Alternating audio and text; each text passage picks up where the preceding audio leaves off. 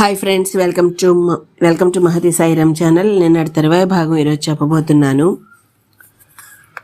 ఇలా మాతృసేవా ధర్మాన్ని ఇంట్లో ఉండి పాలిస్తూనే కశ్యపుడు అంటే ఇంద్రుడు త్రిదివాన్ని పొందాడు. నిన్ను విడిచిన జీవితానికి సుఖం లేదు, జీవితము లేదు, కనుక నేను కూడా నీతోనే వస్తాను. అక్కడే ఏ తృణమో తిని కాలక్షేపం చేస్తాను. నీవు నన్ను విడిచిపెట్టి కనుక వెళ్ళావంటే నేను బ్రతుకను.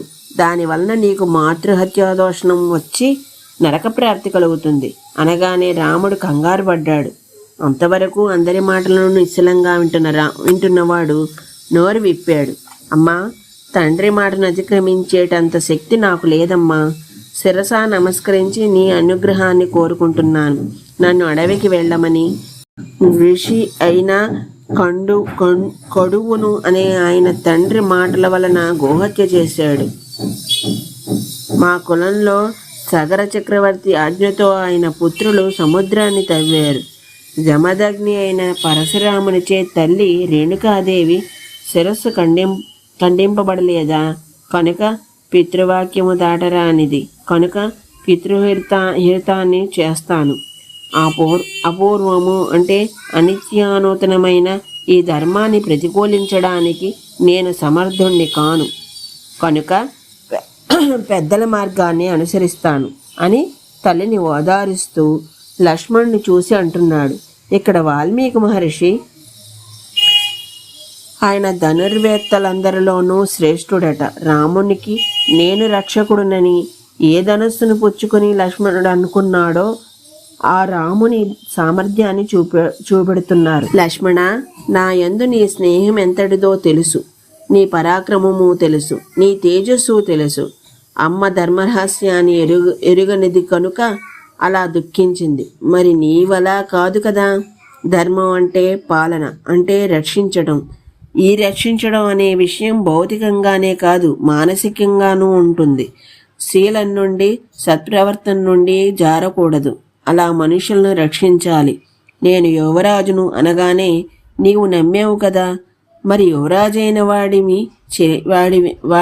చెయ్యాలి. యువరాజైన వాడేమి చెయ్యాలి? రాజు యొక్క వాగ్దానాన్ని రక్షించాలి కదా. రాజును సత్యప్రతిజ్ఞునిగా చెయ్యాలి కదా.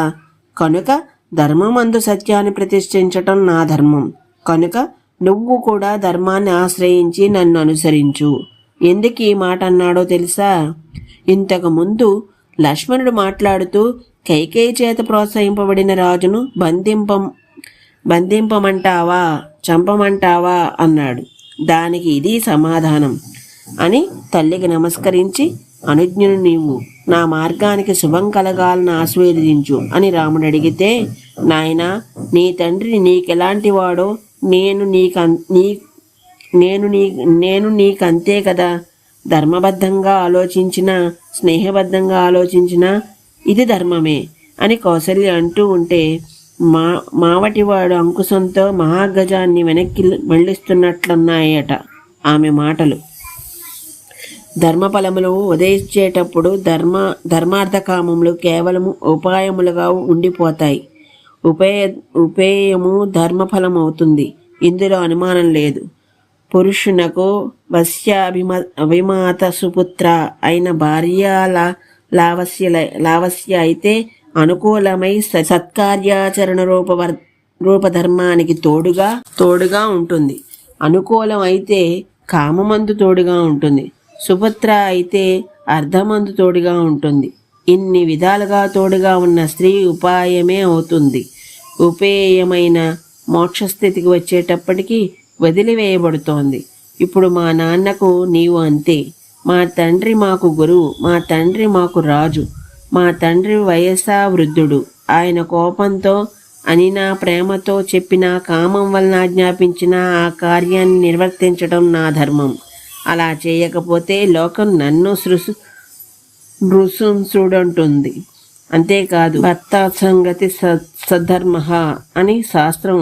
కనుక తండ్రి గారి మాటను నేను అనుసరింపకపోయినా, భరతుడు అనుసరింపకపోయినా అది పట్టపురాణివై నిన్ను కూడా తిరస్కరించడమే అవుతుంది. అలాగే తండ్రి గారు జీవించి ఉన్నారు, ఆయన ధర్మ మార్గంలో ఉన్నారు. అటువంటి భర్తను వీడిచి కథం స్వీం ధన్యా విధవే నారి అనినట్టు నాతో వస్తావా అంటే ఇదే లక్ష్మణుడు ప్రక్కనే ఉన్నాడు.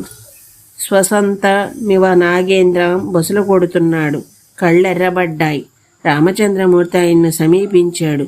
భుజం మీద చేయి వేశాడు. తమ్ముడు, నువ్వు మహాధైర్యవంతుడవు. రోషశోకాలు నిగ్రహించు. ధైర్యాన్ని పొందు. అవమానభావాన్ని విడిచిపెట్టు. మనసును సర్వకాలాల్లో సంతోషంగా ఉంచు. నా అభిషేక సంభారాలు నా వనవాస సంభారాలు అవుతాయి. ఇందులో పెద్ద ఇబ్బంది లేదు. మా అమ్మ బాధను పోగొట్టే ప్రయత్నం చెయ్యి. తండ్రి గారి పరలోక భయం నుండి దాటేటట్లు చేయి. నేను వనవాసానికి వెళ్ళటం రావటం అనేది దైవం మీద ఆధారపడిన విషయం. నన్ను పీడించటంలో కైకేయి సామర్థ్యం ఎంత? ఇది కాలానుగుణమైన దైవభావం. ఇంతకుముందు వరకు కైకేయి దృష్టిలో భరతునకు నాకు భేదం లేదనే విషయం నీకు తెలుసు కదా. ఆ దైవం కూడా స్వతంత్రంగా ఏ హాని చెయ్యదు. దైవం అన్నదే దాని ప్రభావాన్ని ఊహించడం సాధ్యం కాదు. దైవం కూడా ప్రాణులకు ఎప్పుడూ హాని చేయదు. ప్రాణి తాను చేసుకున్న కర్మల వలనే సుఖదుఖాలను పొందుతుంది. అందుకే కదా నా విషయంలో, పినతల్లి విషయంలో దైవం విపరీతంగా ప్రవర్తించింది. కనుకనే వస్తుందనుకున్న రాజ్యం నాకు రాకుండా పోయింది. ఆమెకు పూర్వం నాయందుండే వాత్సల్యభావం భ్రంశమై దుఃఖిస్తున్నది. పోని ఇటువంటి దైవంతో పోరి పౌరుషంతో దైవాన్ని తిరస్కరిద్దామని అందామా? అది ఫలాన్ని ఇయ్యడానికి ముందు తెలియదు కదా. ఫలం వచ్చిన తర్వాత తెలుస్తుంది. ఫలరూపంగా మాత్రమే తెలిస్తే దైవంతో ఏ పురుషుడు యుద్ధం చేయగలడు? ఉగ్ర తపస్సులైన మహర్షులు కూడా కామక్రోధాదుల రూపంగా దైవం చేత పీడింపబడుతూనే ఉన్నారు. తమ ఋషిత్వం నుండి జారిపోతూనే ఉన్నారు. సదానందులు చెప్పిన విశ్వామిత్ర చరిత్ర ఇక్కడికి అన్వయానికి వచ్చింది. లక్ష్మణ, ఒక్క మాట చెబుతున్నాను విను. ఈ లోకంలో ప్రారంభింపబడిన పని అడ్డు తగిలి ఆగిపోయిన అనుకొనిన పని వెంటనే అయితే అది దైవం పని అని అనుకుని ఇది రామచంద్రుడి అదృష్టానికి ఇచ్చిన నిర్వచనం. ఈ రకమైన తత్వబుద్ధితో నీ అంతఃకరణ శుద్ధి చేసుకో. అప్పుడు జారిపోయిందనుకుంటున్న నా అభిషేక విషయమై పరితాపం ఉండదు. ఇంకొక మాట చెబుతాను విను. ఈ రప్పింపబడిన జలాఘటములలోని పుణ్యజలాలతో తాపసవ్రత స్నానం చేద్దామనుకున్నా కైకేయి అది పట్టాభిషేక స్నానమనే భ్రమిస్తుంది. కనుక స్నానాన్ని కూడా పరిచ్ఛేదిస్తాను. తమ్ముడు, రాజ్యము వనవాసము నాకు రెండూ ఒకటే. కొంచెం ఆలోచిస్తే వనవాసమే మహాఫలాన్ని ఇస్తుందని అనిపిస్తుంది. ఎందుకని? రాజ్య వ్యాపార క్లేశములుండవు కదా, అందుకని. ఇది పై మాట. ఆంతర్యం మహాకీర్తి ఫలం. రామునికి, రామాయణానికి, వాల్మీకి, ఈ జాతికి, అందరికీ కనుక ఈ కర్మ పినతల్లి వల్ల విఘ్నమైందని శంకించుకు. ఇది అంటే పట్టాభిషేక కార్యమున్నదే అది నాకు అనిష్టం అని దైవం అంటున్నది. దైవం ఏది అంటే అదే జరుగుతుంది. పౌరుషం వల్ల ఏదీ జరగదు. ఒకవేళ పౌరుషం వల్ల జరిగితే దానికి దైవం యొక్క ఇష్టం కూడా ఉందని గ్రహించు. దైవ ప్రభావాన్ని గ్రహించు. పౌరుషం, దైవాల మధ్య పౌరుషం ఎలా అప్రధానమవుతోందో రామచంద్రమూర్తి వివరించిన తీరు ఇది. ఇందులో ఏమిటి అర్థమవుతున్నది? తండ్రి దశరథుడు అనుకున్నది కాదు, తాను అనుకున్నదే అవుతున్నది. తాను అనుకొనాలి, తల్లి సీతమ్మ అనుకొనాలి. ఇద్దరూ అనుకున్నదే అయి తీరాలి. లక్ష్మణుడు తల వంచాడు. ఇంతకుముందు పడగలెగురు వేశాడు. ఇప్పుడు అవి వంగేయి. దుఃఖించాడు, సంతోషించాడు. రెండూ ఎందుకు? నా అన్న రాజ్యాధికారాన్ని కోల్పోయాడే అని దుఃఖం. చేతికందిన రాజ్యం జారిపోయినా ధర్మస్థిరుడై నిలిచాడే అని హర్షం. ఆ స్థితిలో కనుబొమ్మలను ముడివేసాడట. అది స్త్రీలా ఉంటుంది కాదు. ఆయన నరషభుడు మడిచి పింఛాన్ని నిలబెట్టిన తోకలా ఉంది. వృషభానికి సంతోషం వస్తే అలా ఉంటుంది. ఈయన కూడా అన్నగారి ధర్మనిష్టం చూచి హర్షాన్ని పొందాడు కదా, అది ఈ రూపం. ఈ రోజుకి ఎక్కడ తాగుతున్నాను, మిగతాది రేపు చెప్తాను. అంతవరకు ధన్యవాదాలు.